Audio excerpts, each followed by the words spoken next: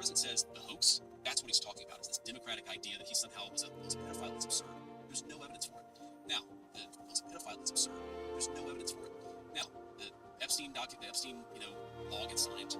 We find 6 million documents. We find out 3 million of them are actually responsive, has something to do with the Epstein estate. We release all of them, with the exception of Oh, JD.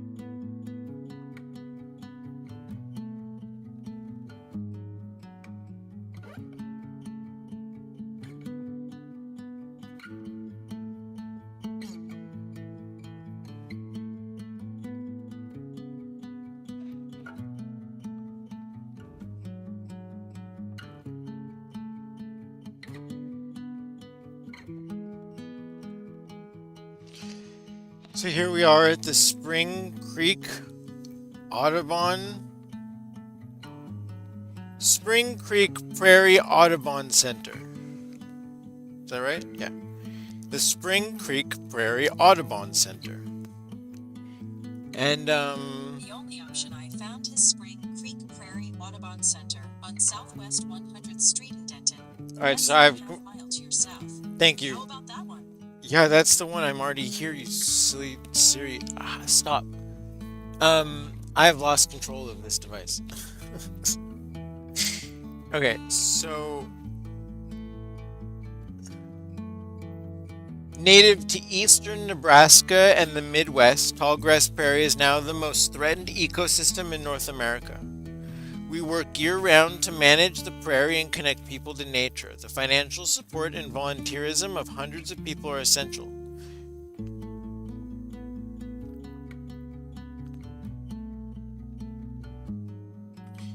When you walk in, there were signs that say, "We burned.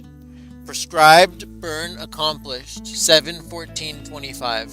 That's last year. Prescribed burning is one of Spring Creek Prairie Audubon Center's important habitat management tools. These seasonal controls burns provide many benefits to the prairie and the birds, plants, and wildlife it calls home. It reduces hazardous fuels. It removes invasive species, provides new, healthier forage for birds, wildlife, and cattle, provides nutrients back into the soil, simulates more native plant growth, and come back again soon, you'll see a whole new revitalized habitat. Tall grass prairie, a working landscape for birds, wildlife, and people. So like the birds they were sighting, the last one was a indigo bunting, an eastern meadow lark, a red-headed woodpecker, a ruby-throated hummingbird, a bobolink, catbirds, yellow bird, cuckoo, orchard something, willow flyer, and share. I don't know what that means. And bobwhite family, blue heron, winged blackbird, indigo buntings, boblins, lark sparrows, yellow warblers. They like their birds. Other wildlife: mouse tracks, white-tailed deer, coyote, muskrat, raccoon, monarch, bull snake, gardener snake, a doe and a fawn, a snapping turtle, eastern yellow swallowtail butterfly, monarch butterfly, which is cool, a deer running, in quotes, muskrat, and a bombus griseocollis. I don't know what that is. There were these talled roots.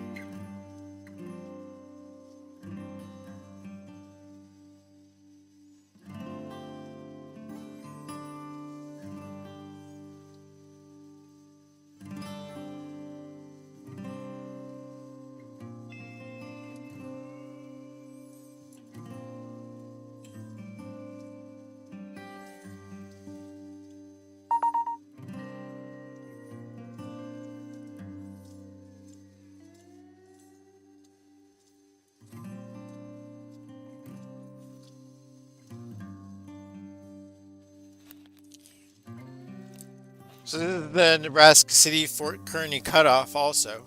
Thousands of oxen-driven wagon passed here from 1860 to 1867 before completion of the Union Pacific Railroad across Nebraska carrying military and mining supplies and emigrants moving west.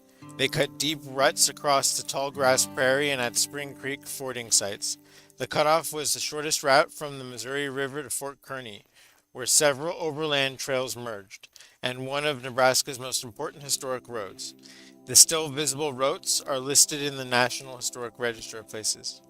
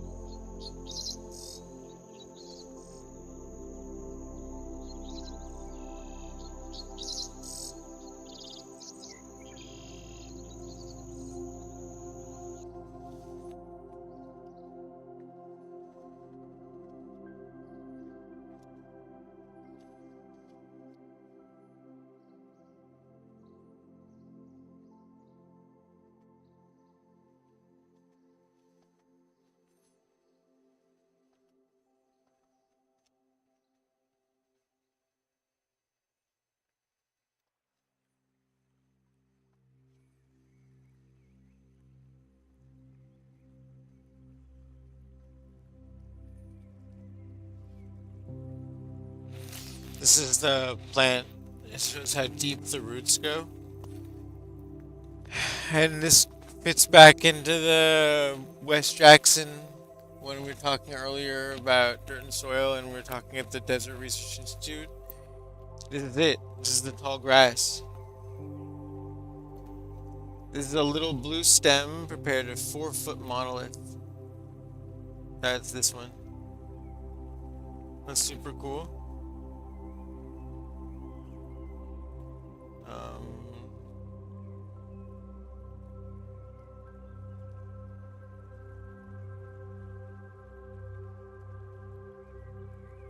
Blue stem, so fascinating. It's tall grass. So it's really the insects that eat the plants, and then the birds eat the insects mainly. And then some of the birds that stay here over winter, they eat the seeds or something like that.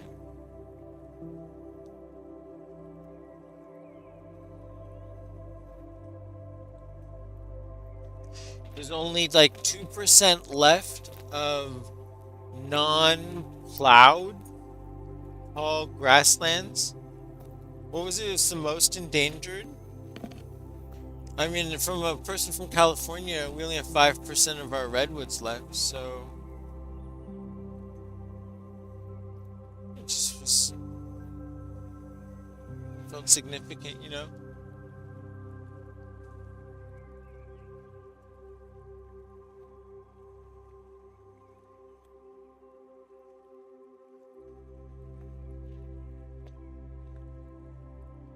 There's something about, and then Pierre B says, no, what's this? Salgado, human degradation is related to land degradation. Or they're correlated. It's like a cool little like water feature there. The bobcat. Different rocks. Pink quartzite. Transported here by the glaciers from up in the mountains, I'm guessing.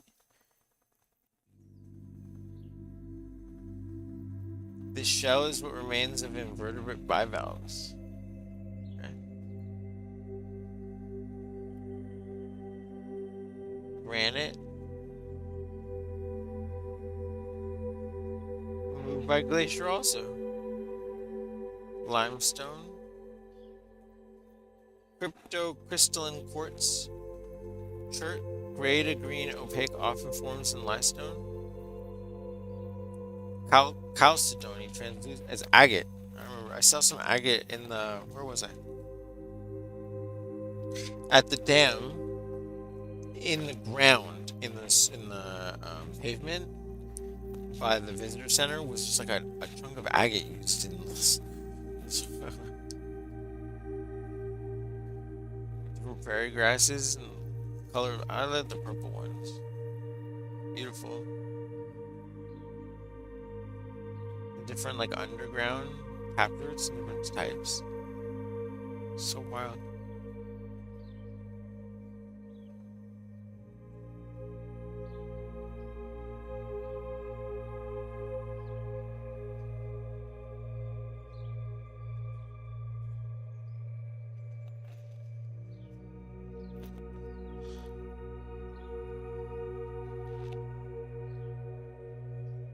I don't know why it's all weird like this. And break preview. Look at this bug. Are you seeing this?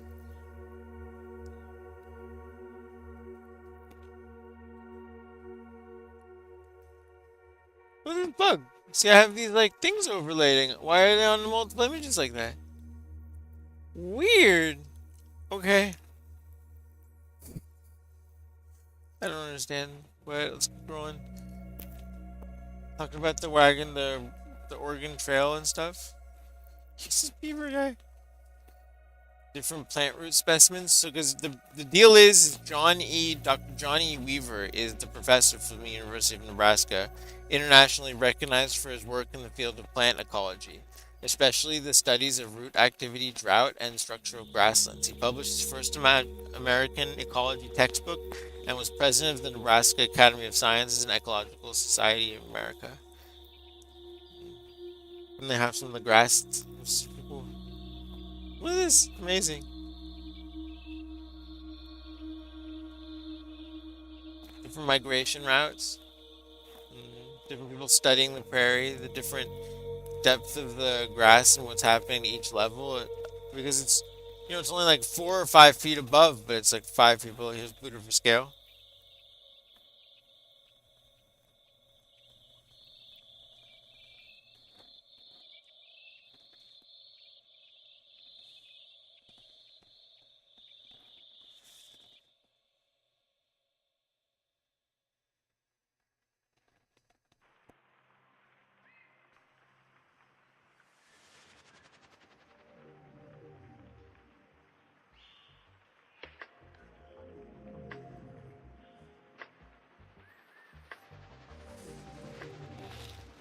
Alright, I'm gonna drink some water, and then we'll go to our next place.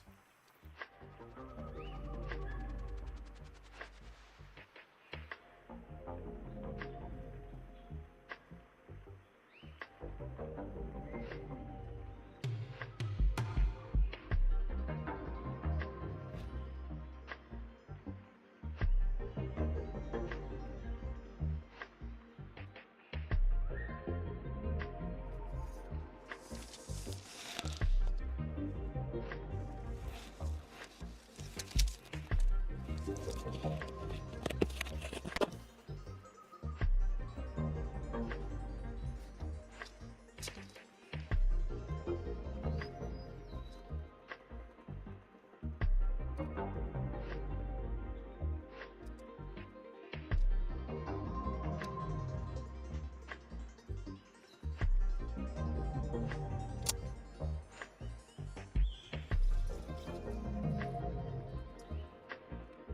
we went from the Desert Research Institute to wetlands. We saw wetlands, which is like the opposite of where we haven't seen swamps. It's so many environments I'm not familiar.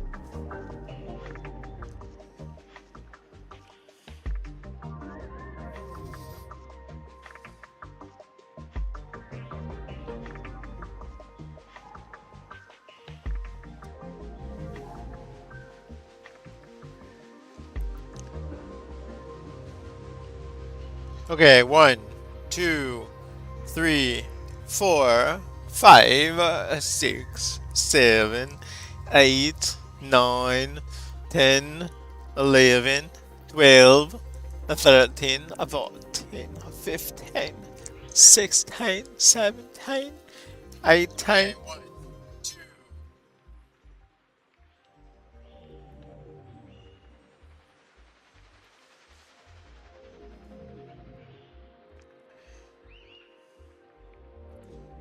You want some more video from yesterday?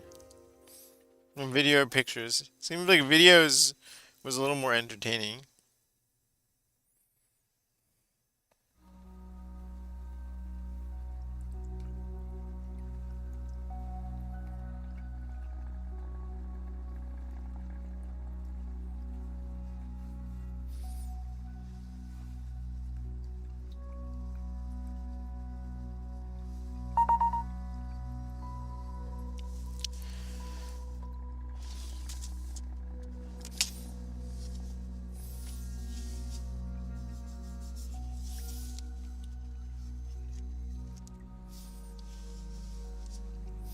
I mean, they open at like 12 o'clock or something, so it's not like...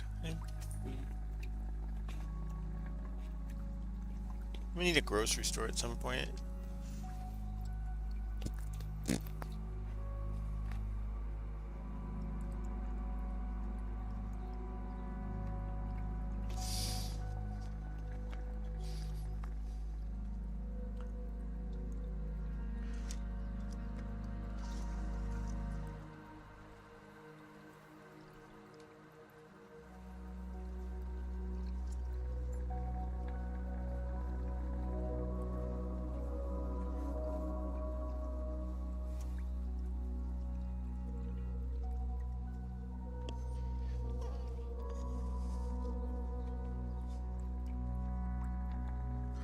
I get my back warmer going.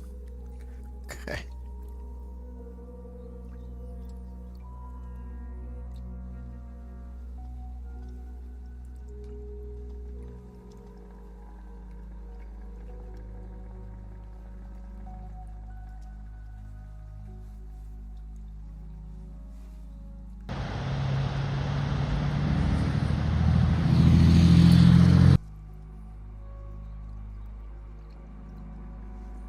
This was at the dam yesterday.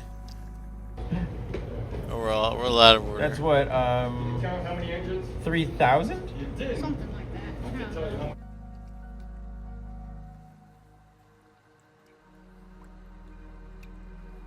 The train yard. at the diesel fixing station. It's the largest train yard in the country. Union Pacific's diesel repair facility, and where they organize the trains and break them apart and have humps. And a wild situation. This is the diesel. They fix them. They repair them in the diesel shop. It's an enormous building.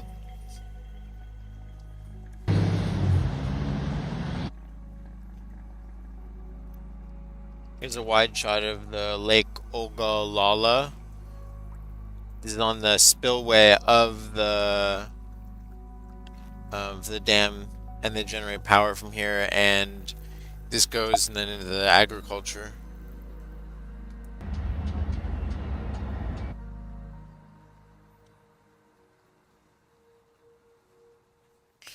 They've got these little side-by-sides going back and forth, flipping the track around. I don't know why it's not electrified, the track switching things. They could just like remote control them.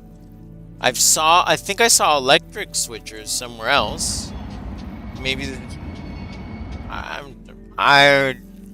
haven't really figured it out. But I mean, good on them. Going around and doing stuff and switching tracks around, moving trucks back. I mean, I don't know.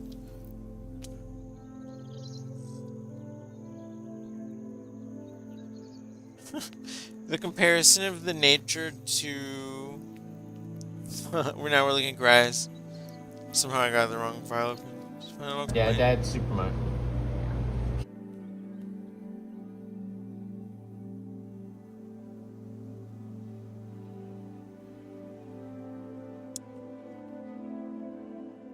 They look small. This is the 8th floor of this like tower.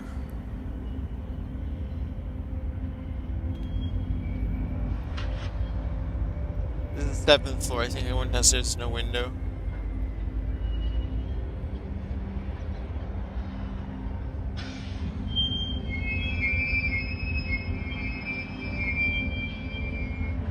Harmonics. Round track on a Chapman dolly is quieter than a Fisher Square dolly. Oh man, this juxtaposition is wild, switching between the... Oh, here's a wide shot. We're totally out of order. You're out of order. No, you're out of order. Back to the trains.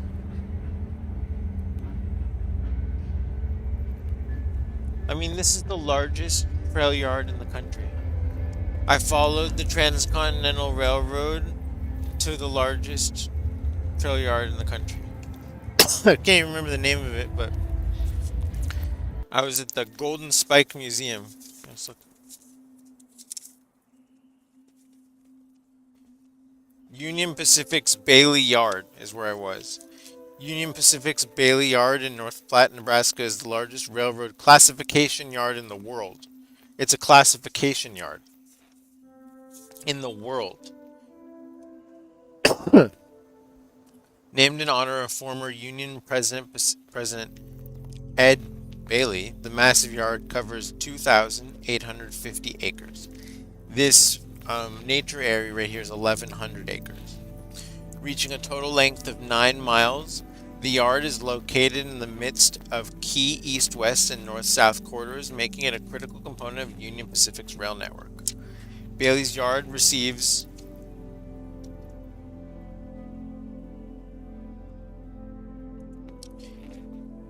Bailey's Yards, 18 receiving and 16 departure tracks.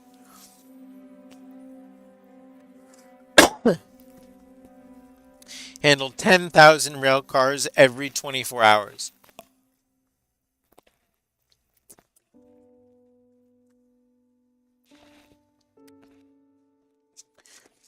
Of those, about 3,800 cars are sorted daily in the yard's eastward and westward yards. Nicknamed hump yards, using a mound cresting 34 feet for eastbound trains and 20 feet for those heading west, The hump yards allow 4 cars a minute to roll gently into any 166 bowl tracks. Here they become part of trains headed to destinations in the east, west, and Gulf coasts of America, as well as the Canadian and Mexican borders. An average of 139 trains per day, comprising raw and finished goods such as automobiles, coal, grain, corn, sugar, chemicals, steel, and consumer goods, including electronics, apparel, and other retail products, are handled at Bailey Yard. To keep America moving, train operators and repair shops at Bailey Yard are open 24 hours a day. 7 days a week, the Fueling and Service Center processes more than 9,000 locomotives each month, using technologies such as overhead cranes and elevated work bays to maintain fuel operations.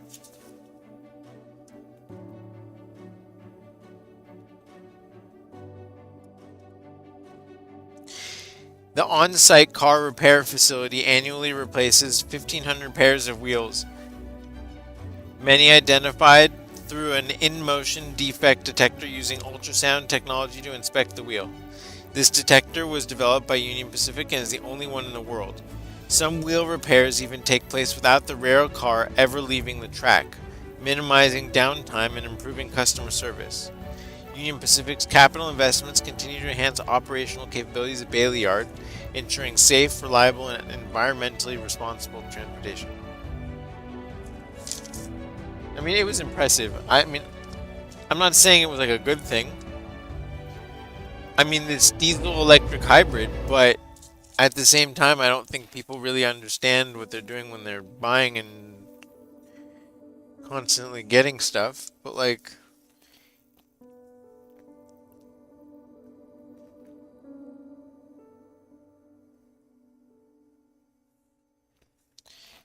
so I'm going to give some numbers.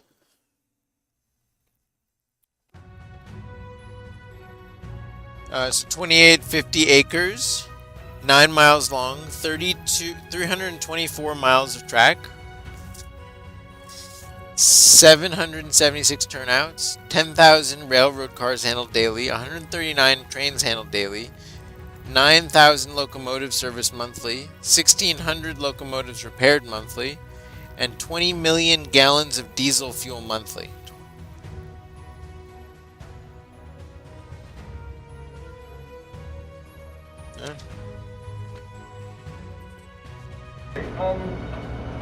What time are you? I mean, it really is just this American might and power and ability that we've built. Now, it was state of the art, it was the most powerful thing in the world, but is it still? Well, it's the world's largest. I guess still it's the world's largest. I wonder what other countries, how they move stuff around. I know Russia likes rail a lot. Trying to build a lot of high-speed rail, but that's more for passengers. Does China do freight rail like we do?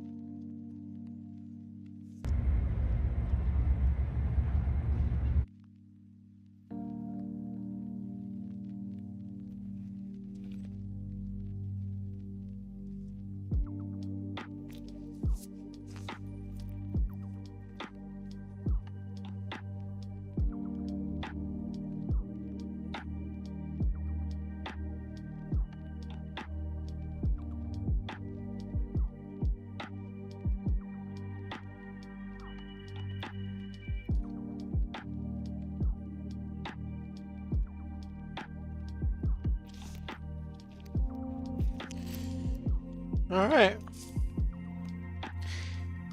I'm gonna talk to you about what happened. I was telling my mom, I was like, Mom, I went to this train thing and I lost like, I don't know, an hour talking to this woman at the bottom of the elevator. She's the woman who takes the ticket. She takes your Golden Spike Tower, a panoramic view of the world's largest rail yard. Welcome to the Golden Spike Tower and Visitor Center, and the panoramic view of the Union Pacific Bailey's Yard, the world's largest rail yard. Take a moment to watch our welcome video, browse the interpretive displays, and take a walk through our courtyard. Our gift shop features railroad items, young and old. And when you return home, make sure and visit the website and sign up for our latest news and options from the Spike Tower. GoldenSpikeTower.com. One passage, not good if detached. Souvenir ticket. 1249 North Homestead Road. Form 131E Bailey. Golden Spike Tower ticket agent. Signature witness. She didn't give me a senior adult group. This lovely woman. She takes her foot thing and she does. So she did July 23rd. Was it yesterday? Yeah, that was yesterday. Just July 24th. And she pops it, and I end up just sitting there talking to her. And she survived like 6 car accidents. And was telling me these stories of just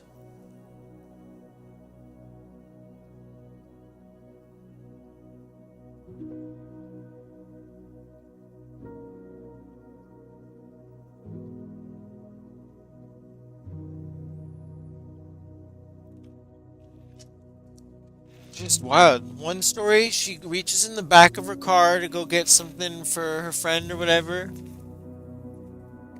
And there's a car parked on the road and they just like smash into it. And the car rolls, they get ejected. And if the car had rolled one more time, it would have gotten her. Would have rolled on top of her.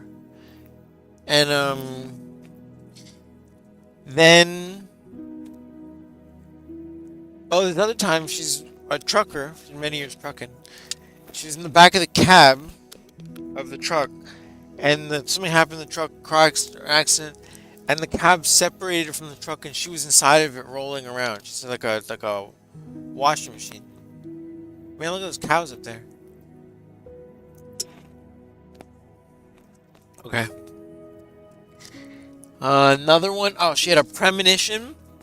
She had a dream like a week before about glass or something.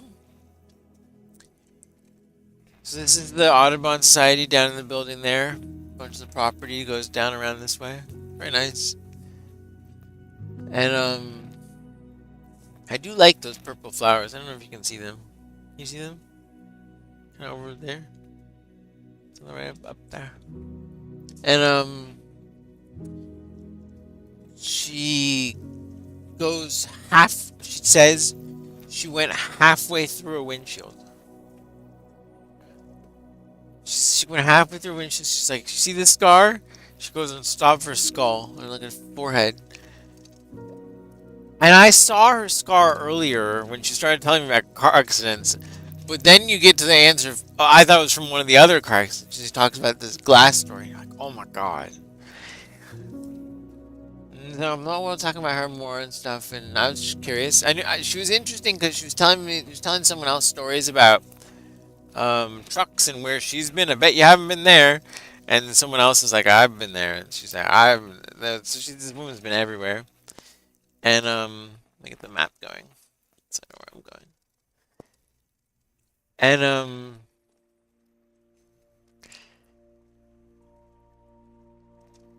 so she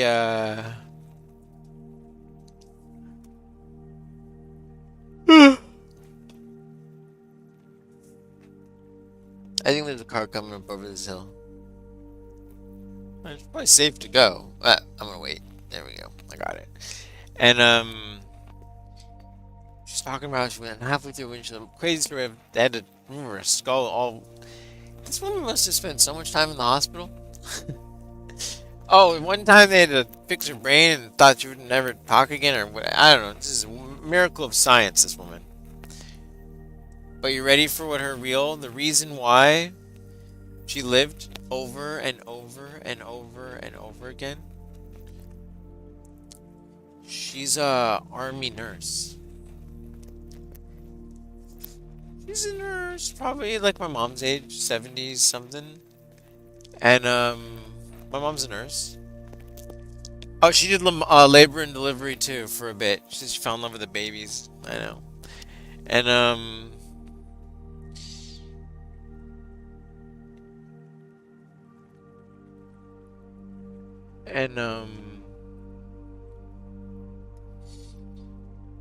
so she's an army nurse, and we talked about caskets coming off planes with flags. I lived that with Vincent Bugliosi. He would hand me folders and files, New York Times photos, other photos from other newspapers, caskets coming off planes with flags. And the photo that got me the most was the wife laying on top of the grave on the grass, just to be as close as possible.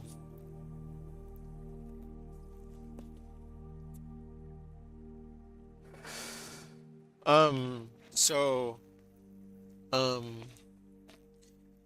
we talked about that for a bit and her work and what that was like, and she told me this wild story.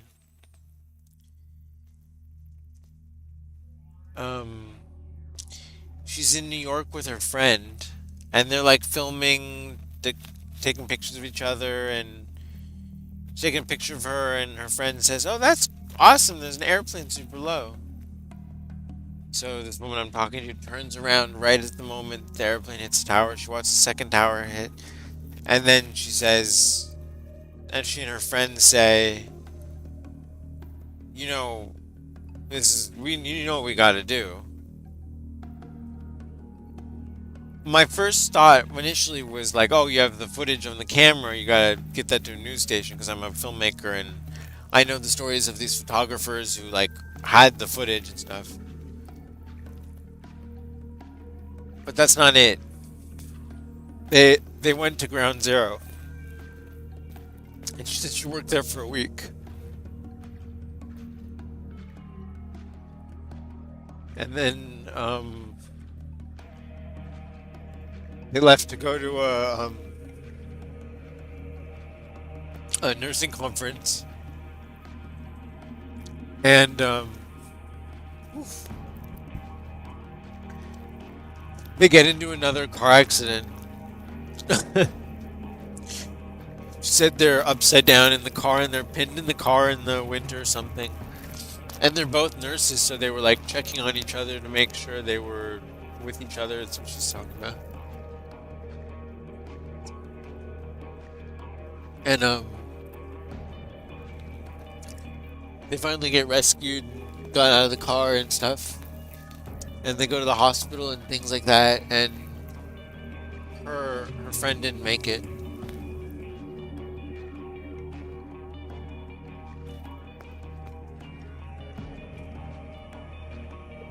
This is the same woman that went to ground zero. And I said, why do you, I mean, imagine like the reason why you guys, it's just to help people, you know, and her cell phone has like a credit card holder in the back, and it has like a Jesus in the back of that. And you're like, what? Okay. Oh man. I talked to this woman for like an hour It was she kept like checking people's tickets, and I just kept chatting up with her. Initially, I asked her a couple train questions, and I realized that she didn't have any answers to that. But she could very much recount and tell these stories.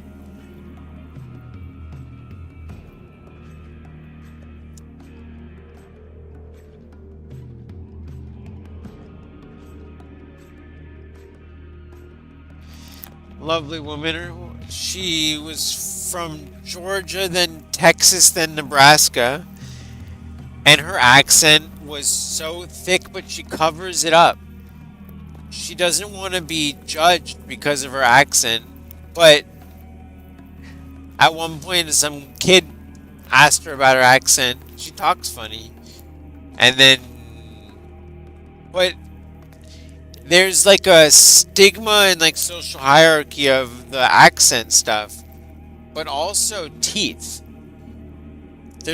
People here have way less teeth than other places I've been to, and again, this goes back to my early conversation about why I'm running for president. It's because the eyes, teeth, and ears are part of the body.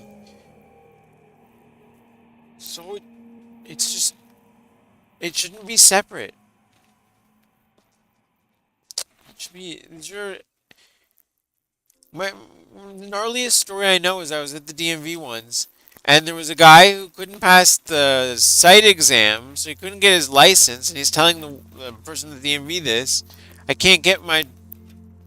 need a job. She's like, you need glasses to pass the license test. And he says, I don't have a job. I need to get my driver's license to get a job to get the money to get the glasses to pass. And you're just like, this guy is stuck. We're stuck. This is messed up.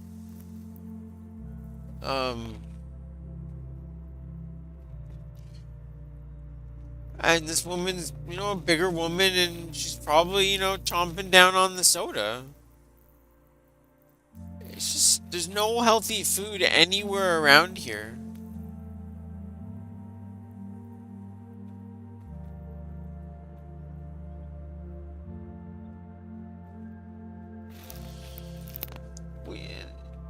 So, she serves, the kids, when she told the kids that she served, well, she was telling a cool story. I won't mention that, but she mentioned a cool story. And the kids get on the elevator and they're like, thank you for serving, thank you for serving. And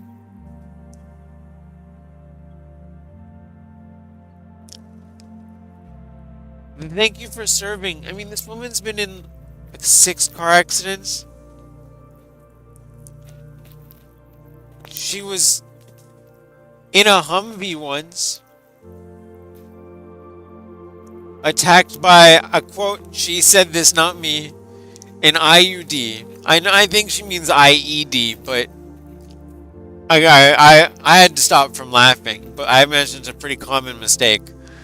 An improvised explosive device, not an intrauterine device. And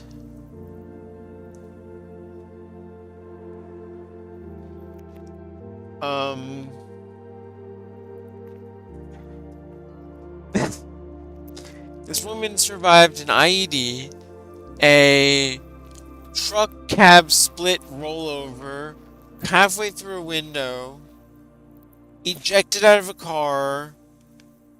It was just like,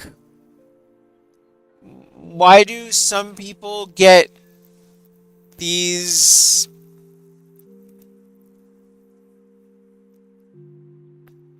moments? She's a believer in religion, and that's nothing wrong with that at all.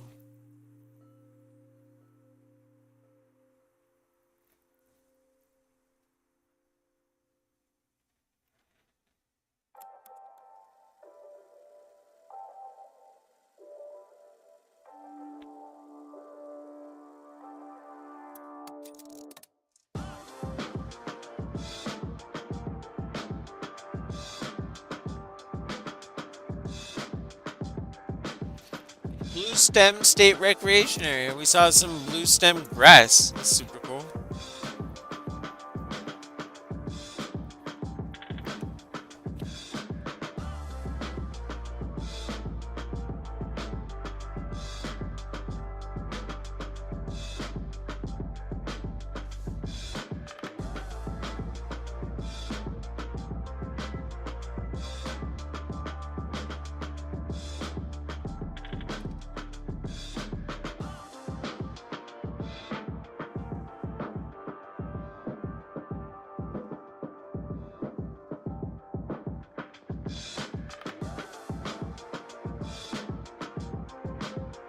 This woman was telling me that this nurse was her best friend.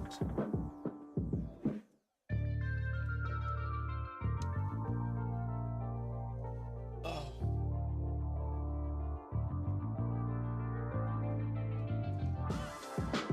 I've only lost, I think, one friend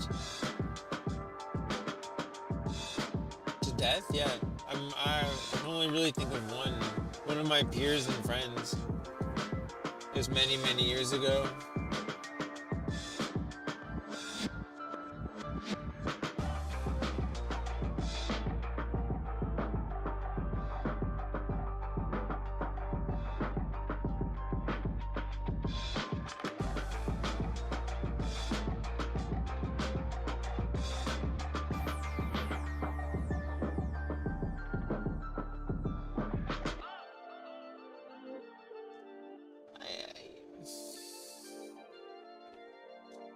You know what I will have to say about Nebraska is it's very interesting.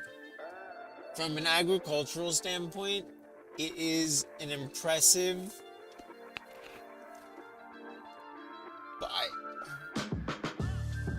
To consider though that most of the year though you can't be growing stuff. I question this overall efficiency of the system here. Like why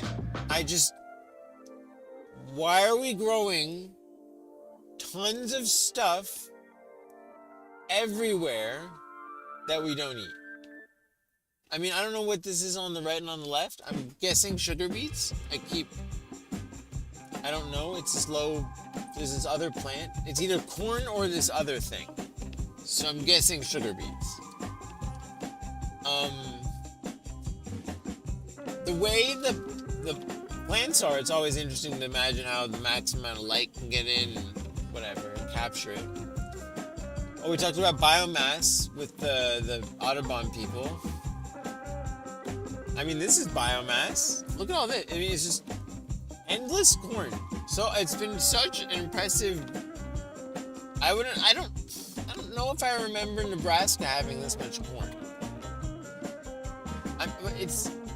It just to me seems, is this the most efficient use of this land and water? Or is this just to profit with Pioneer, the plant people, the company? Should we do some investigative journalism on this Pioneer company?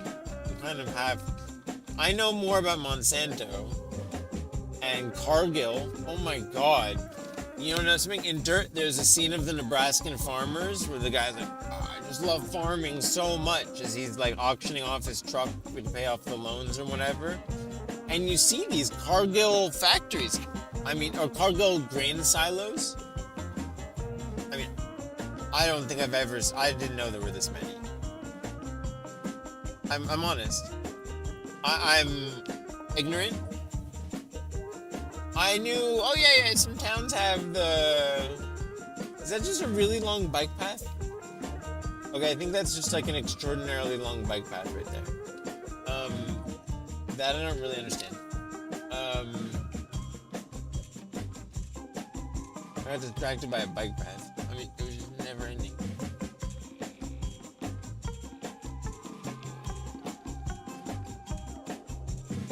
Really totally broken. Alright, so grain silos.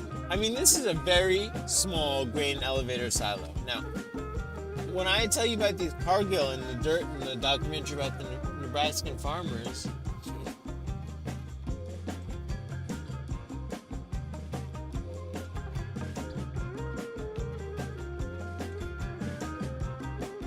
And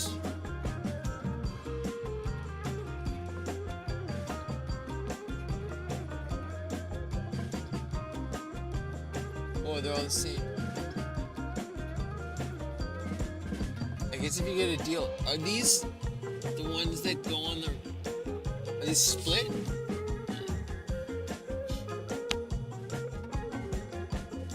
No, they're wider. I'm trying to think if that was one of the houses I saw. That could be one of the houses that were going down the road, split down in half. That's the thing.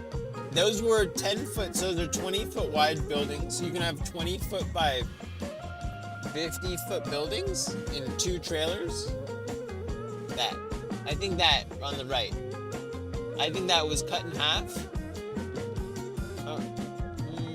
I don't understand how they do the siding then. I have questions. I need to learn more about those houses I saw getting transported. Because that seems fairly efficient to prefab a house inside a factory, so you don't have to like have the wood be soggy and all the nonsense. Look at that corn.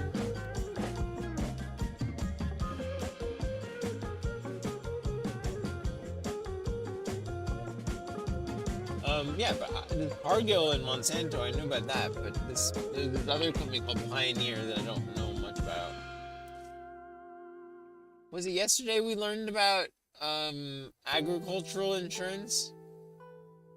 I don't even... Okay. I understand why, and I understand how, and I understand all of that. But I just... Is nobody looking at the overall big picture? Look at those mansions. With a volleyball court? Like, this is some crazy giant houses. Where are we? Ropa? Yeah. You go from these weird, like, prefab houses to, like, whatever that was. I don't always garage sales.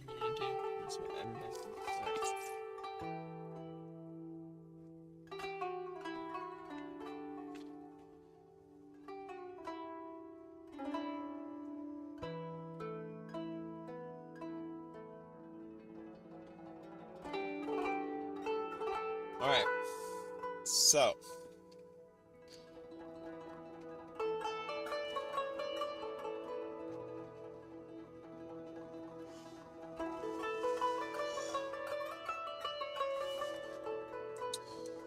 how do I start this story off? My dad, he moved to Santa Monica for his residency as a doctor. The 2 other doctors that were at the Santa Monica Eye Medical Group before him was Dr. Gilmore and Dr. Dickerson. They both started the Santa Monica Eye Medical Group. Now, Dr. Gilmore, he's from Nebraska. Went to the University of Nebraska Medical School and stuff like that. And was a pilot in World War II, and he flew under the Sydney Bridge, which I guess he wasn't supposed to. And then there was a news article about him returning, but I haven't been able to find that. I haven't been able to find the news article. Okay. But, so what I was able to find is that my mom and dad couldn't remember the town that he was from, but we got it. He was from, over here, Murray, Nebraska. Not Murray from Stargate. Murray from Nebraska. And, I guess maybe was he Nebraska also? Maybe. Dude, in Stargate, they get to go to all the spots in the middle of the world, country. They get to go everywhere. Okay, so... Well, that was a bunch of mailboxes. Alright, we crossed over to a different world over here.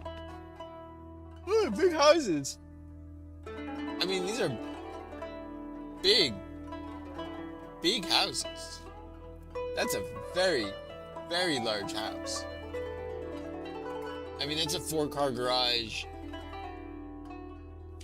And like, I could look this up. It seems very interesting. Okay.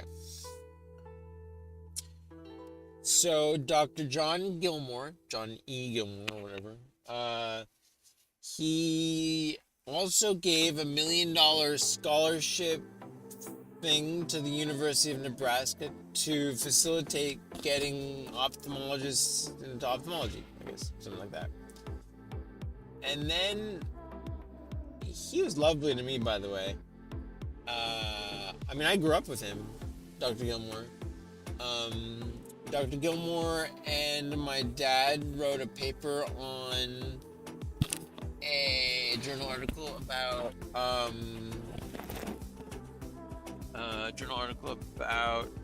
sizing interocular lenses effectively and cheaply. Kind of cool. Low cost. Dr. Gilmore went to India and studied with another doctor. We found a reference of that. And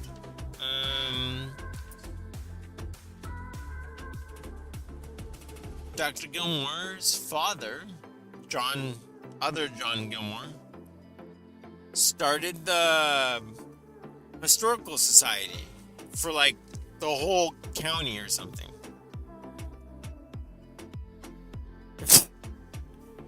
Well, my dad and I went to the museum. My dad knew the guy on the wall who founded the Santa Monica History Museum. I'm wondering if he knew him through Gilmore. I'm curious. So yeah, Dr. Gilmore at Santa Monica Medical Group, across the street from St. John's Hospital on 20th Street, Santa Monica Boulevard.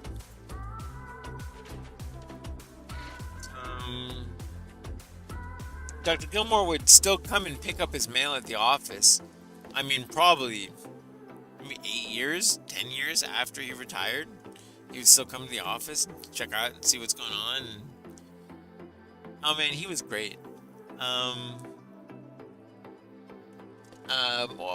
was supposed to have a grandparents' day at a village school, but my grandparents live on the East Coast at the time, so John Gilmore came with me, and it was just super cool. I have a picture of him, and it says he's my mom wrote Morgan's grandfriend. I always thought of him as my godfather. You know, like, yeah, you're Jewish though, so you don't have godfathers. I'm like, yeah, but this guy is like, when my parents moved to Santa Monica, my dad had a cashier's check and came to the bank and tried to deposit, and they're like, this is going to take too long. And my dad's like, I need the money. John Gilmore called Santa Monica Bank, which became U.S. Bank, or was bought by U.S. Bank. And John Gilmore called Santa Monica Bank. He was on the board, I guess, of Santa Monica Bank, and was like, yo, fix this shit. And they like took care of it for my dad. So cool.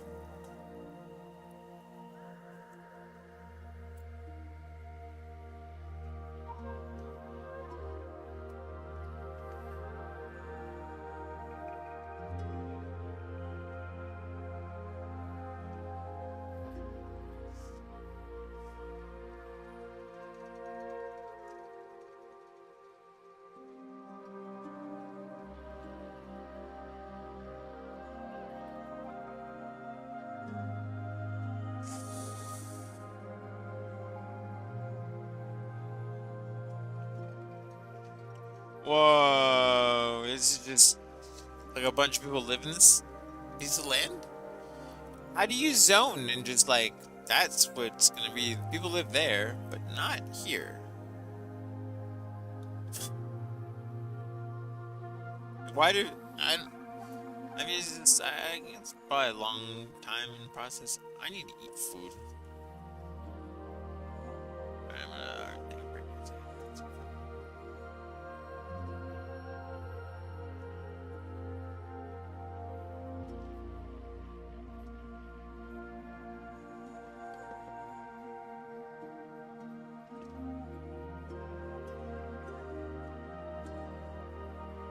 Pretty though.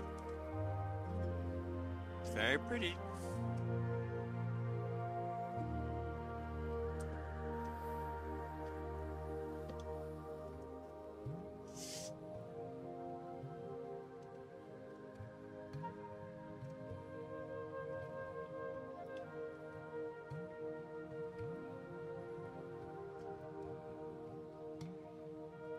I wonder how many of the people out here use AI. And then, how many of the people know that when they use AI, there's different levels of it in the software? And then, like, yeah, I mean, I have lots of questions. Do they, I mean, what would I do with this for these people? Oh, I'd get the satellite imagery and give it to the farmers. But here's the thing, it looks so perfect. I'm serious. The farms here are just like perfect. There are like almost no brown spots, especially even on the edges of the fields of the corn. It doesn't go down too much. Like this one's almost straight over. It doesn't have like a sag on the edge. They always talk about the production in the middle is the best. But it's a bunch of stuff.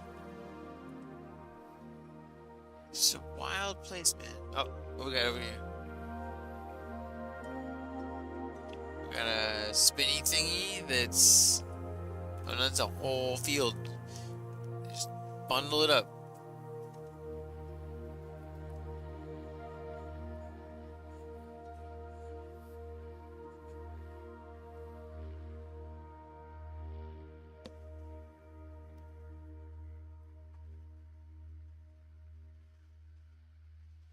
But, man, this is a lot of corn.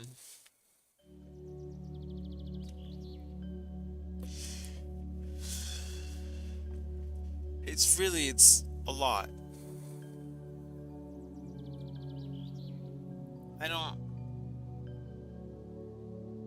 I'm trying to think in California if we have this much of any, like, one thing. No. I mean, some parts of the Central Valley, you'll have just, like, lots of citrus. But this is on a scale that I...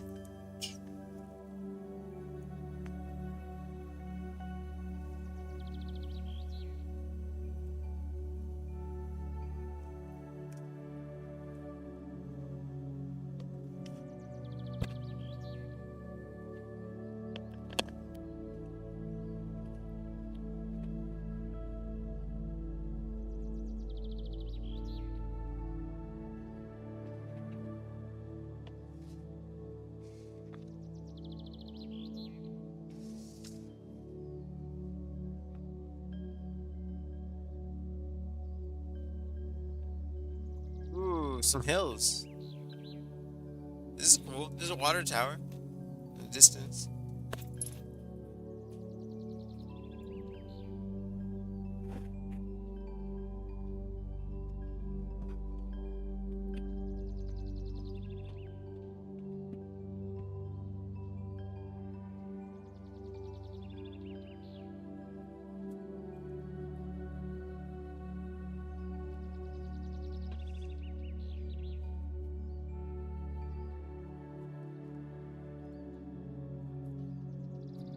Whoa.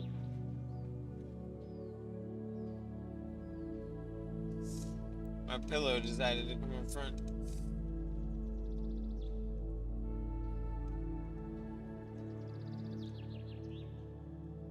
Oh.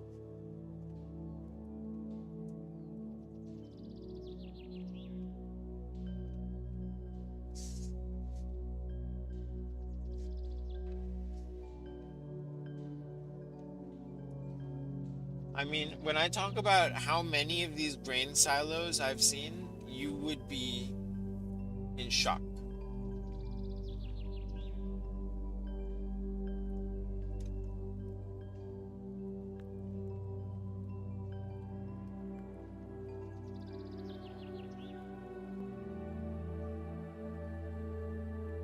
This one's really wide.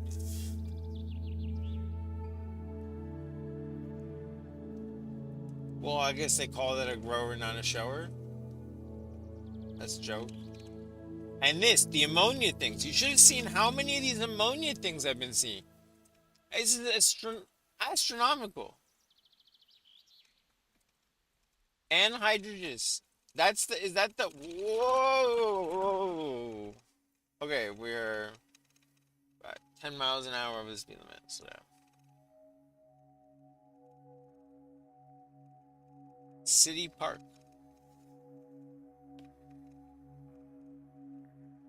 Isn't it nice town, Bennett?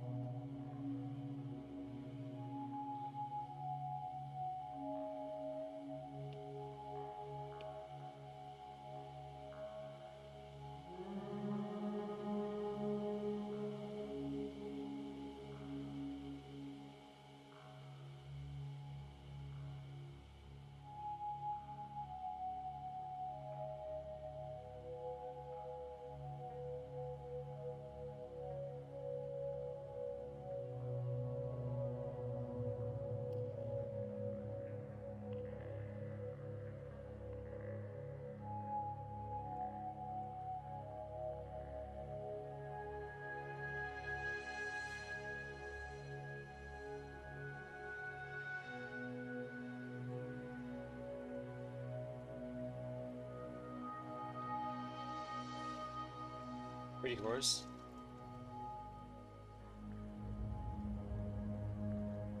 I think I'd love to stop and get some food at like a restaurant somewhere, like a small town. If there was like a small town, like coffee shop, bakery, I could get like a egg sandwich. I would do. I'm ready for. I've been eating like canned food, and I haven't had fresh food since I guess like 3 days, 2 days.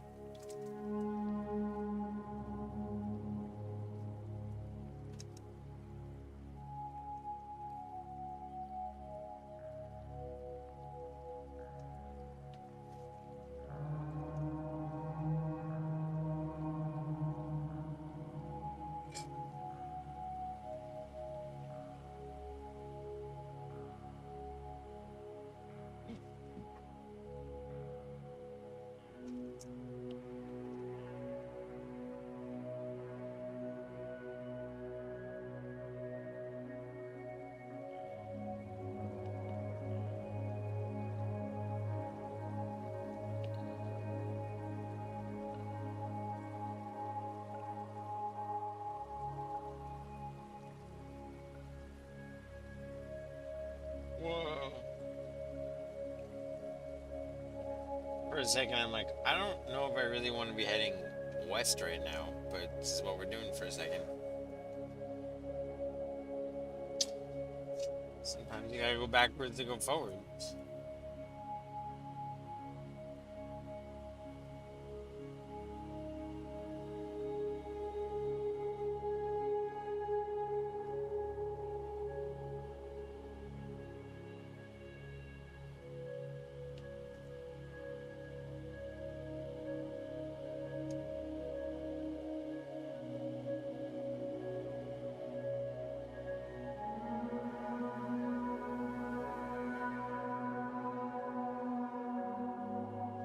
Do you think the camera going forward is more interesting, or the camera at the side window? I can switch the size.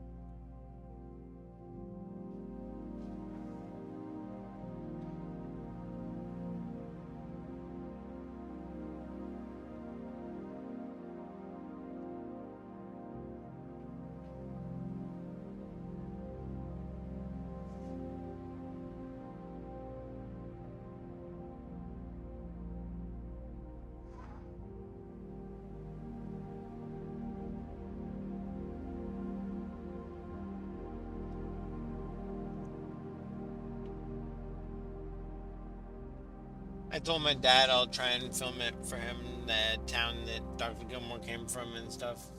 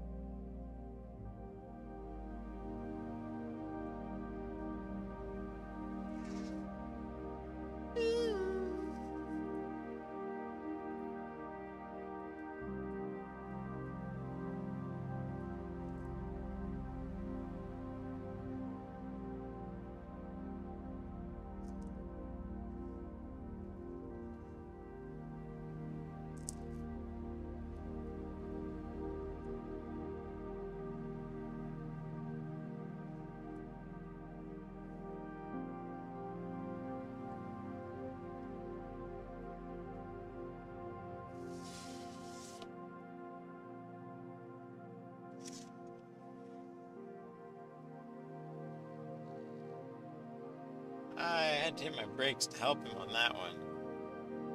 Yikes, man. Just... Yeah...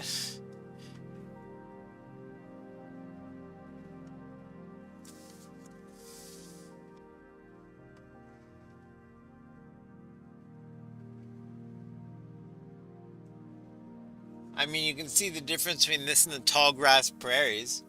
I mean, that's the whole game. You saw what nature looked like, and now you see what this is like.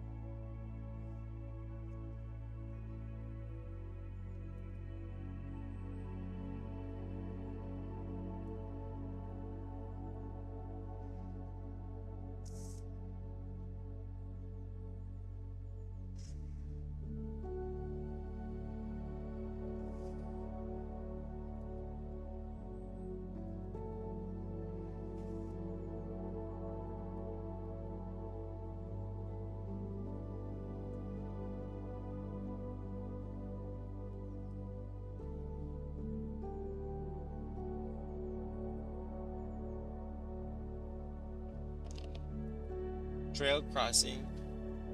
There's just really extensive bike paths out here, it looks like. Is that right? Trails? Bikes?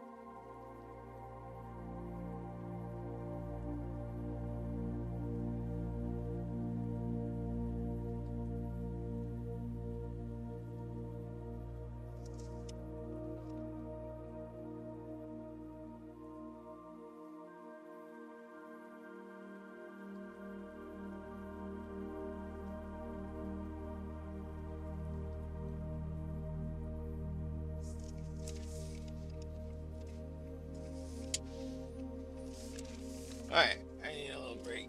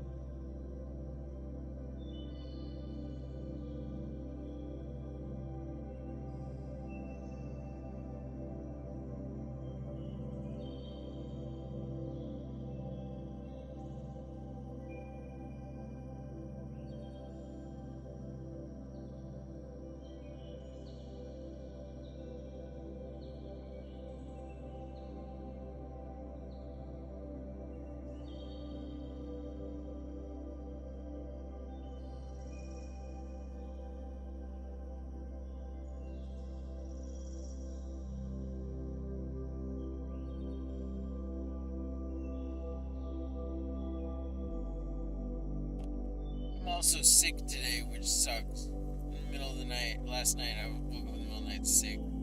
Sick all day. I hate being sick. I haven't been sick in a long time. So sore. Tylenol. Maybe the Tylenol's wearing off.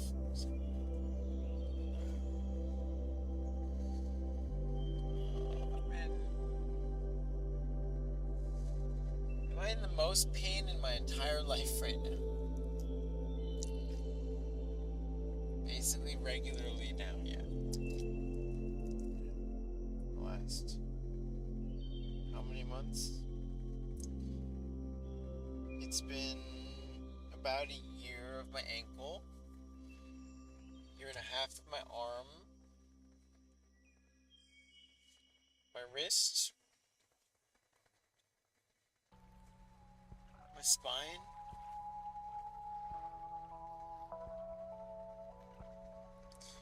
My inguinal canal. My inguinal canal.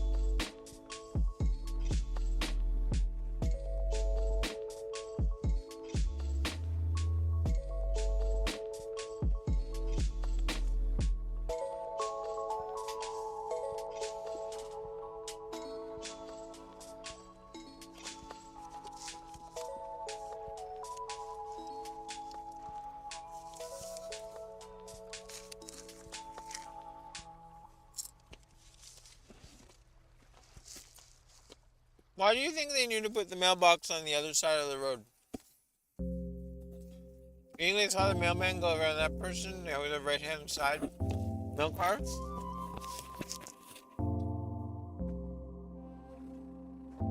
I have a question. Did you ask them ahead of time which side you'd rather be on? Also, do you own the property across the street?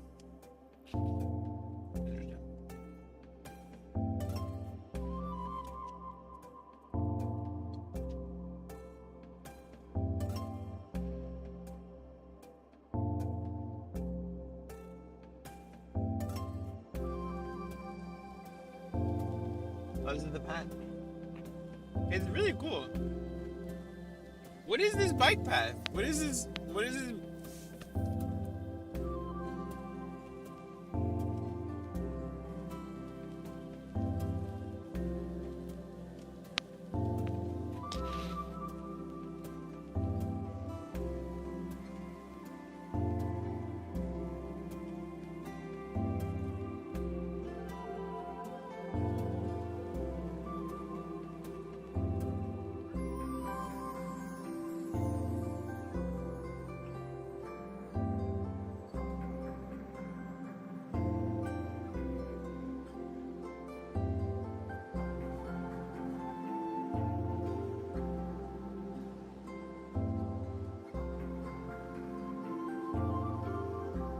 We're entering Cass County right now. Boink.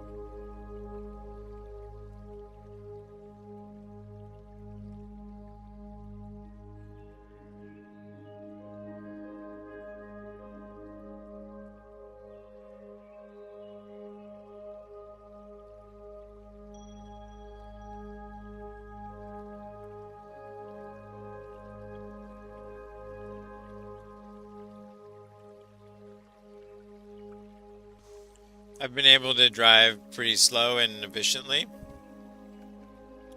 So we've gone for 78 hours. We're at 23.8 miles per gallon. And we've driven 2,255 miles. Wow.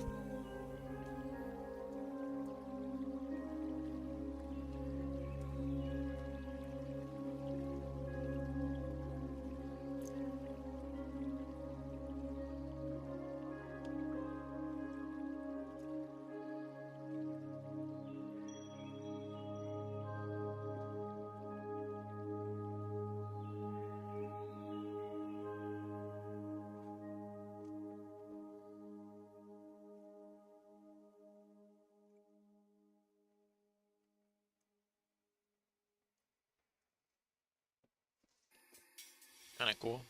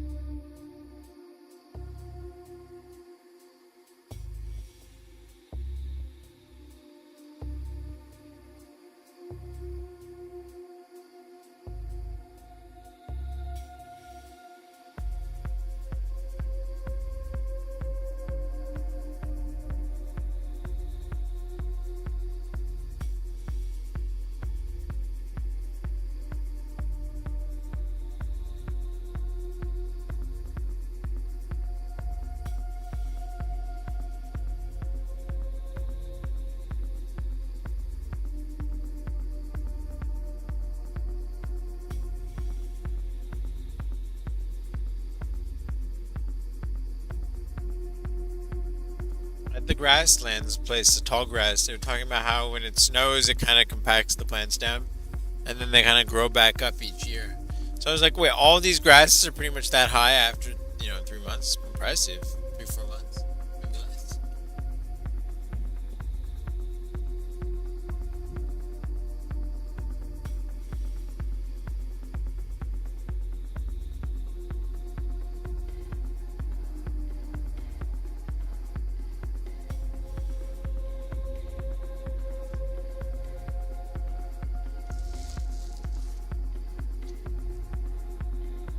Never been plowed was the term he used.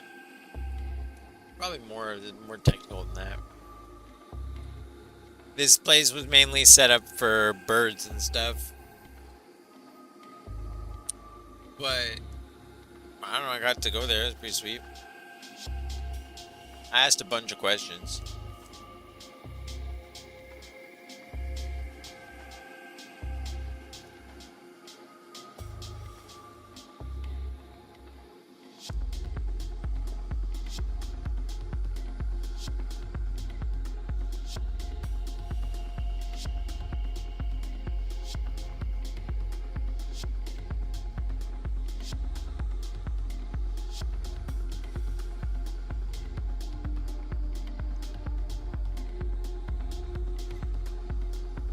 Here, I'll reset the gas mileage so we can get a good.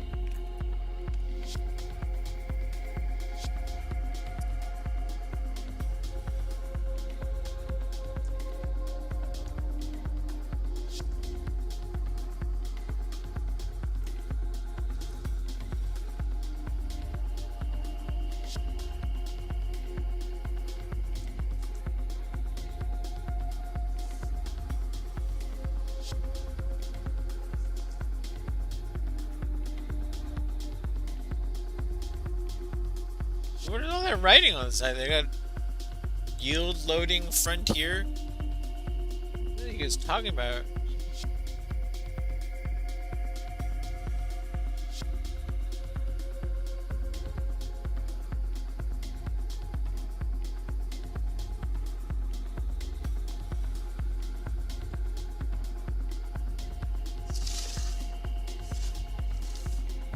Alright, so what are these signs?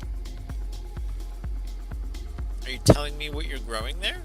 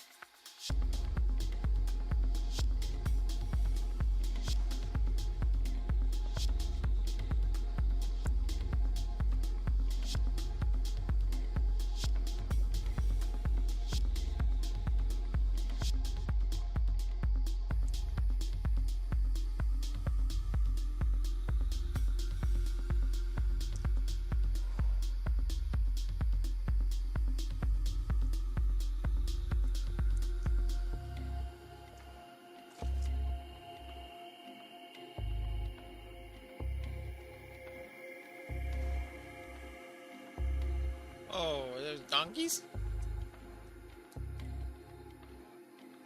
And a donkey and a horse.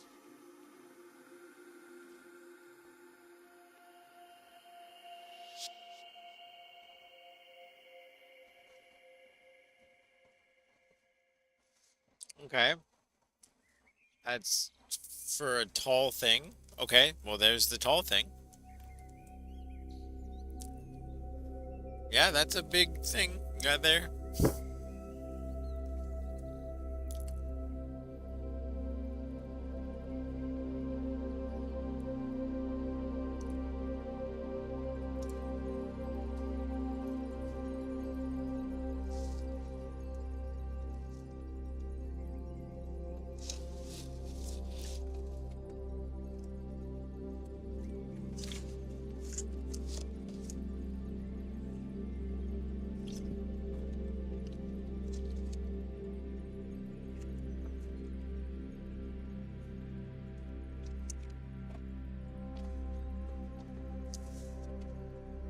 What?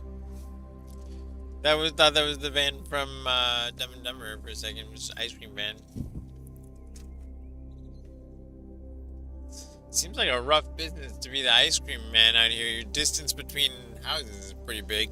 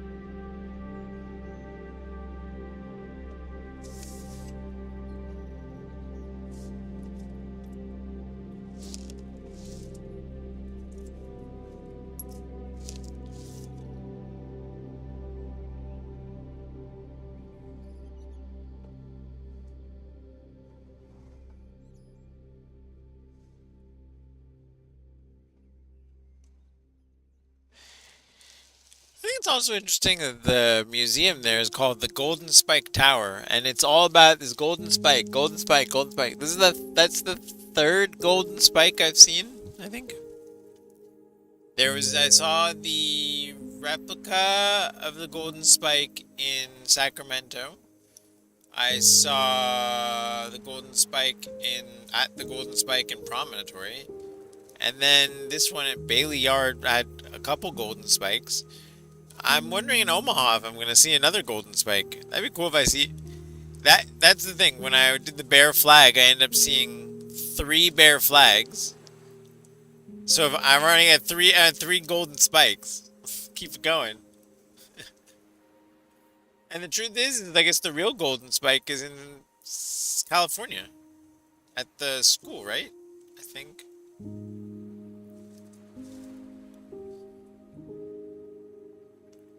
It's pretty green. There's trees. I see people with houses put grass. But in general, it just looks like sugar beets and corn.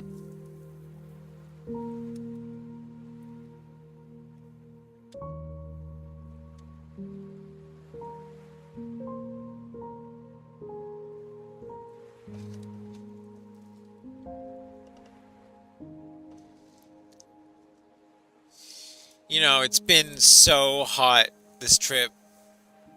I mean, like, hot. 100 degrees, right? Remember Buddha? We had a 100-degree day. We had a 105-degree day. That was pretty nuts. Promontory was so hot. I can't believe we did that.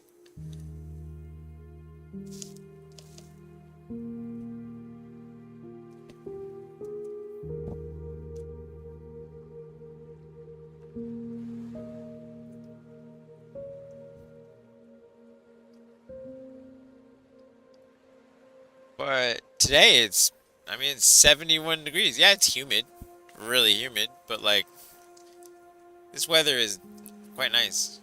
I mean, minus that it doesn't look very nice, but it's kind of an interesting feel in comparison. I mean, it definitely shows the country. I mean, went from like this is very different than Great Basin.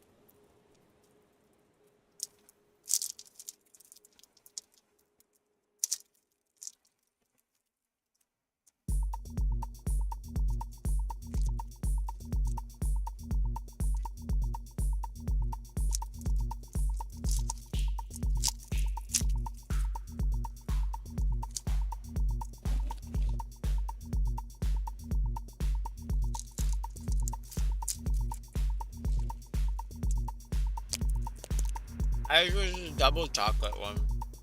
Whatever.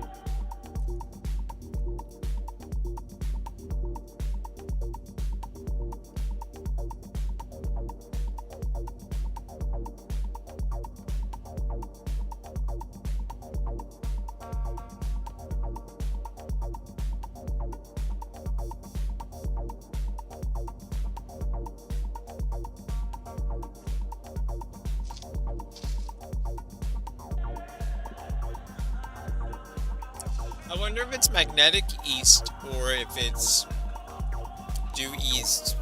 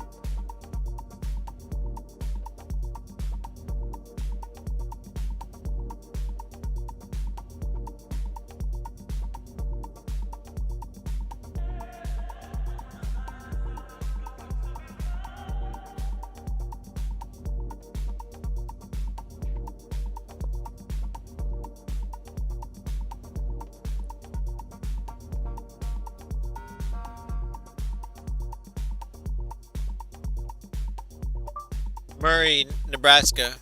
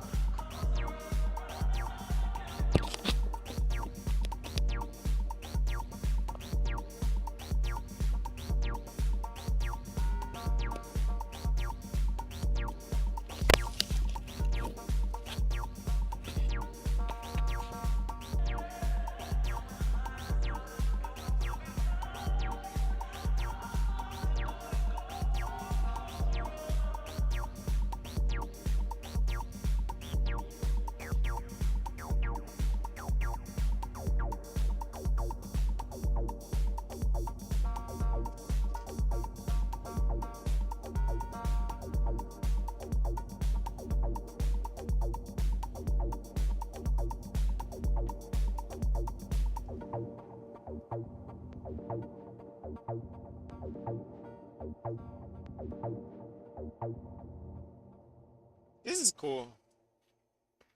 It's amazing how much of this there is. And it's also amazing that how many people from places like here all wanted to and came to Los Angeles. I would meet people from towns like this, and they immigrated to California and Los Angeles to work in entertainment Hollywood. I mean, in some ways, entertainment Hollywood's like the hardest industry there is. I mean, name like a number of directors. There's more fighter pilots than there are a number of directors. And there's probably more people that want to be filmmakers than want to be fighter pilots. I don't know, maybe not. But wow, the house is just surrounded by corn.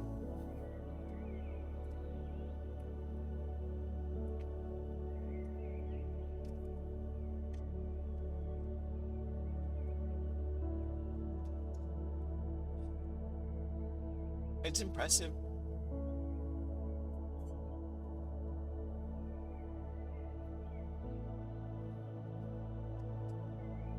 But the idea that the diesel motor was supposed to run on peanut oil or whatever, like the farmer was supposed to free the farmer, and now all of these farmers are having to buy a diesel.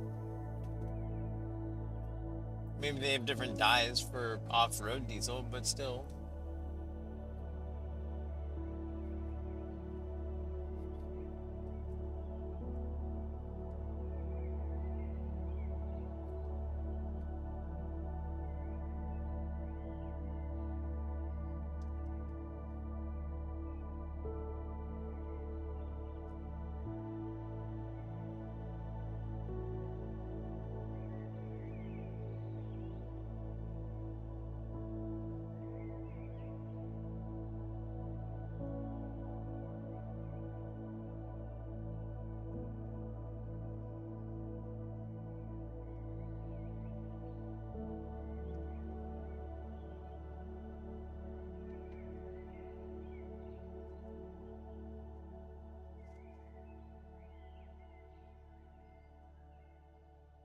slowed down a little bit to let the truck have a little easier time passing.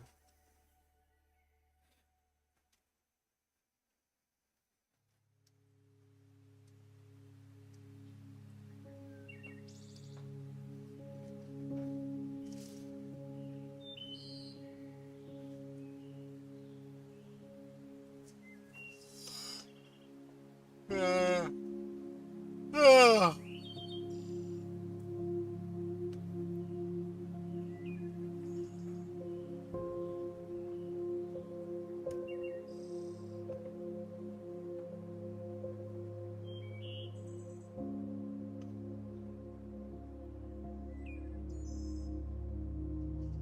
Those cows look pretty zen over there.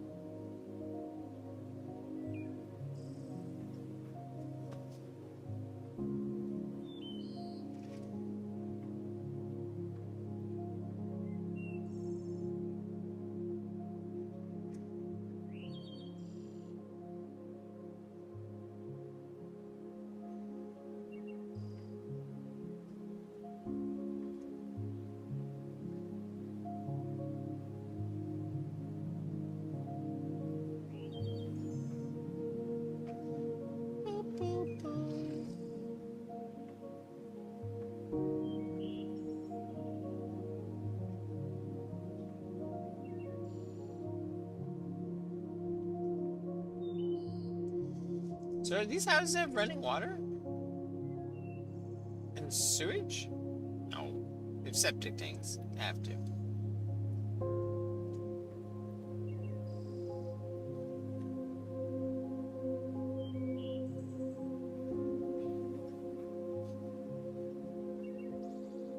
Now I'm looking for sewage tanks.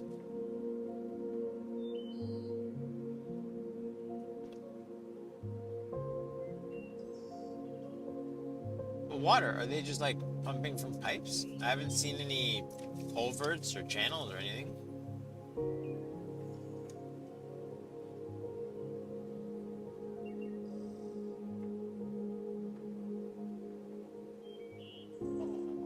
Also, none of this is on arms or on the machines that rotate, that water them. Is this a wetter area where we've come to rather than over there where they have to water it? Wait, why are there no of the agricultural, like, wheel thingies? It's just like lots and lots of corn and not in circles.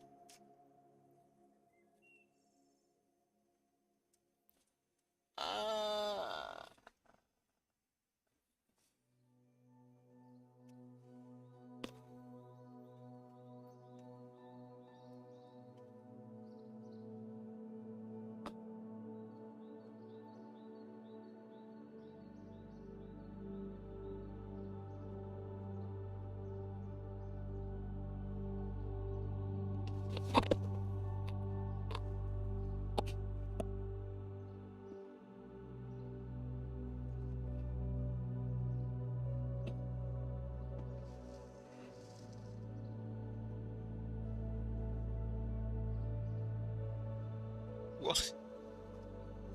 That was a giant driveway to nothing.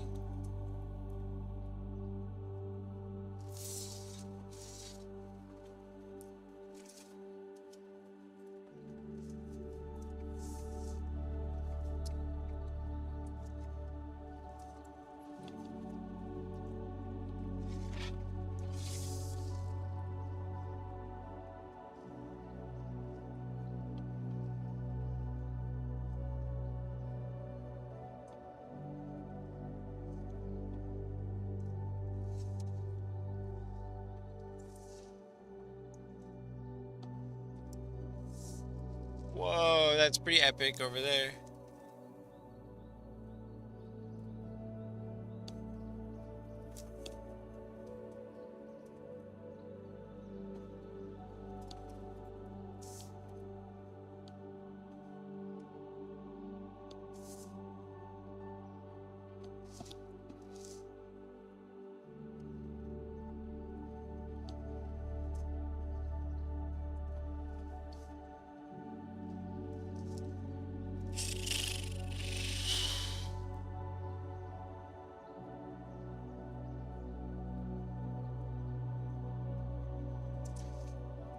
mean, there are literally so many of these things. These co-op granary elevators. There's just so many of them.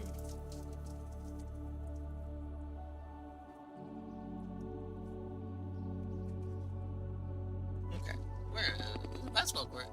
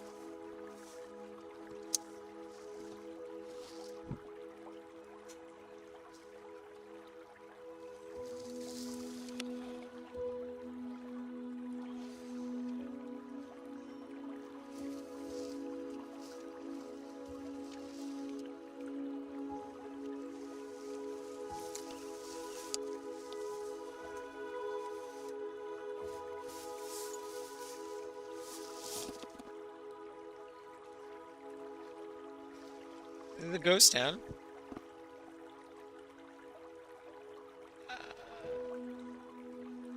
What do you think people are doing? They're just inside watching TV. There's a UPS van.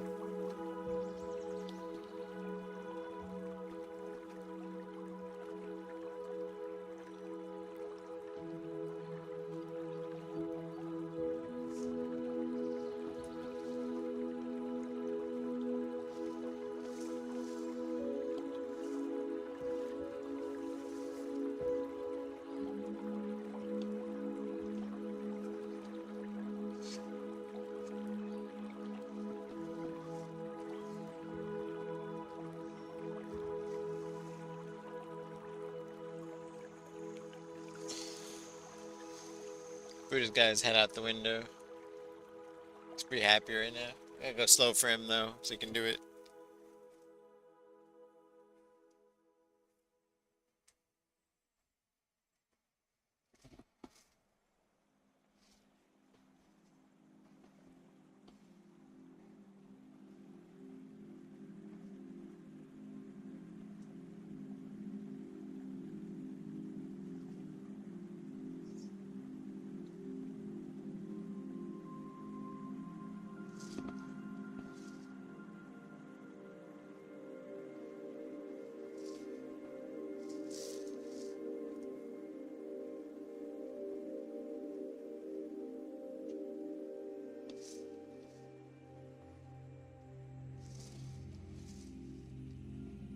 Is this all sprayed from the air?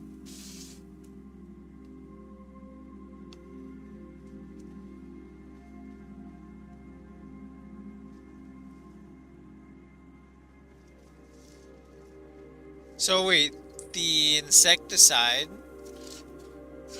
herbicides, fungicides, pesticides.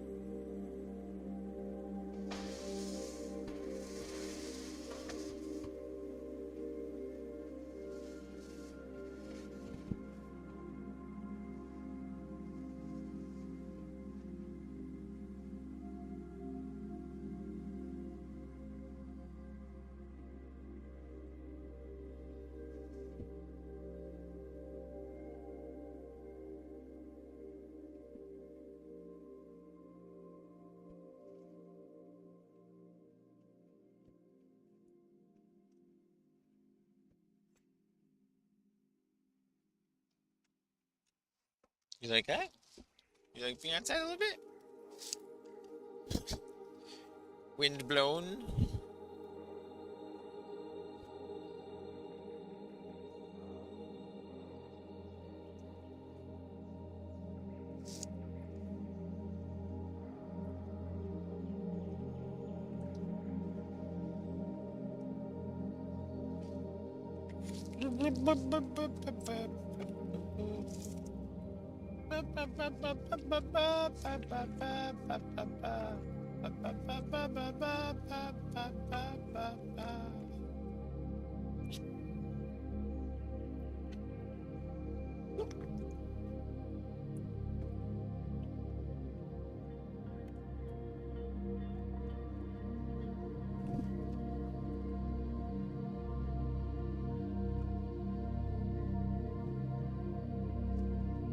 This was a quiet road. This was probably the quietest of all of them, man. Didn't have to worry about one person wanting to pass me.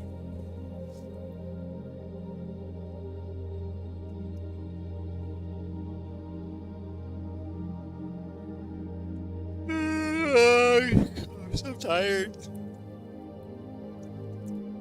I almost did not move hotels today. I almost just stayed in the room, and I was like, you know what, this hotel room has no open windows. There's no way it's gonna be healthy for me just to stay in a room with no windows. And no vents, no airflow. I was like, this is dumb.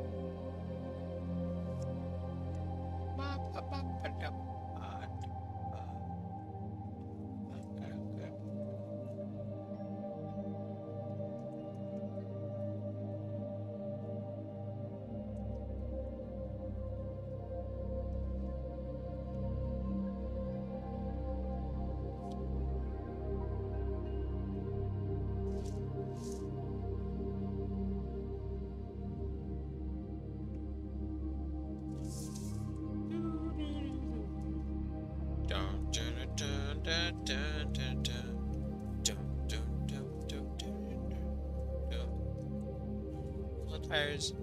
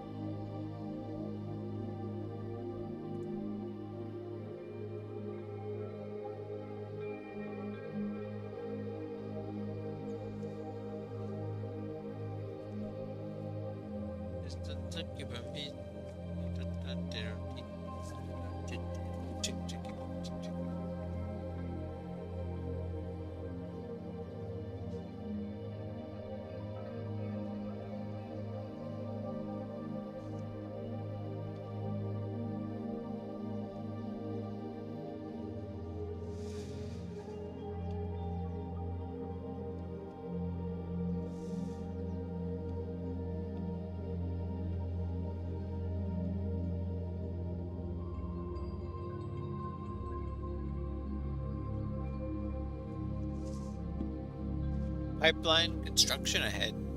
Anybody curious? I'm curious. I don't see anybody. Are we on the right? Oh. Oh. Yeah, that was significant.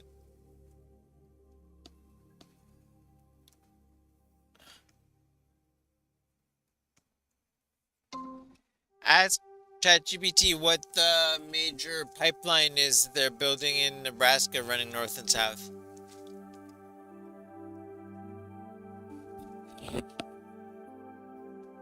The major pipeline under construction in Nebraska running north and south is the Keystone XL pipeline. This pipeline is designed to transport crude oil from Hardisty, Alberta, Canada, through Montana, South Dakota, and Nebraska, connecting to existing pipelines in Steel City, Nebraska, and continuing to refineries in Texas and Illinois. The project has faced significant regulatory and environmental challenges, including opposition from environmental groups and legal battles over its route and potential environmental impacts. That was from ChatGPT. Check important info for mistakes.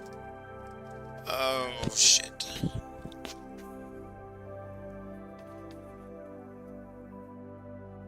Oh, man.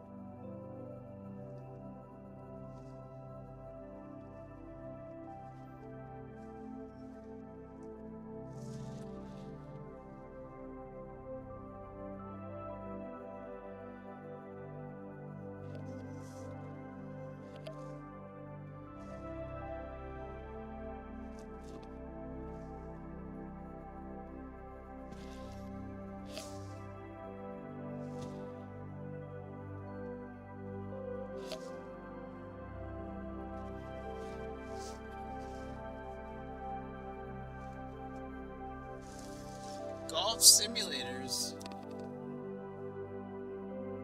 A golf simulator out here. Okay. Winter time. Oh, what's this? Gold?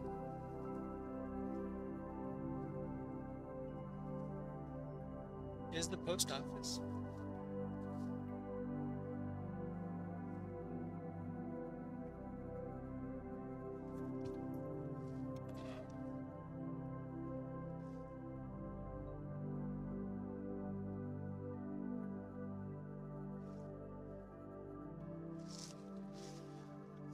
cool.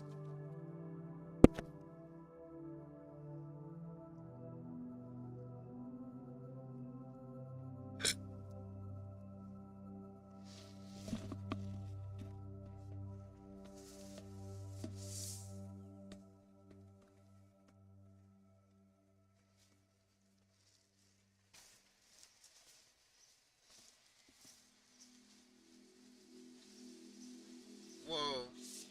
This truck is triple X. This is license plate. So crazy.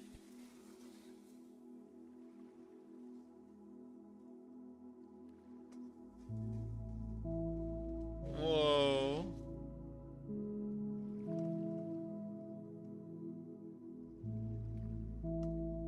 The village of Murray. It's the city truck.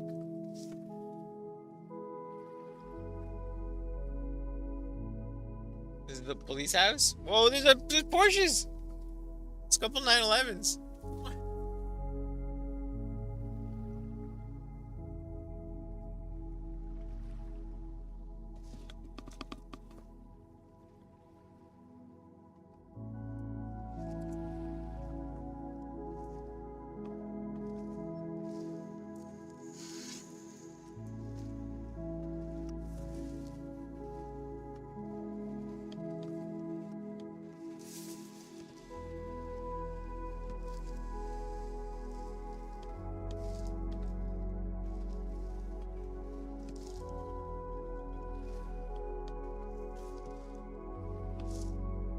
There's a sidewalk Was a sidewalk. on the left. Wow. What a town.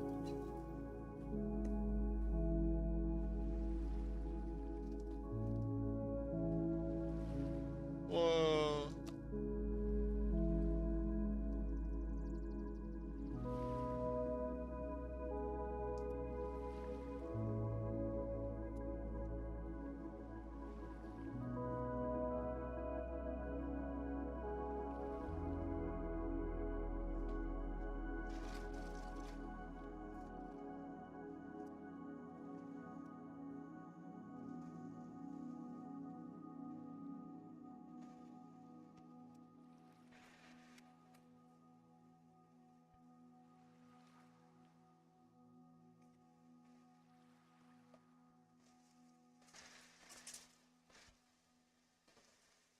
It's a pretty smooth dirt road.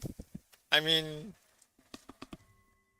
I don't know how many times I've seen a 50-mile-an-hour speed limit on a dirt road. Stopping distance would probably be pretty far. Whoa. Okay, this corn is like a more has like a sheen to it. Like the lighter colored corn on the left. Oh, oh, oh,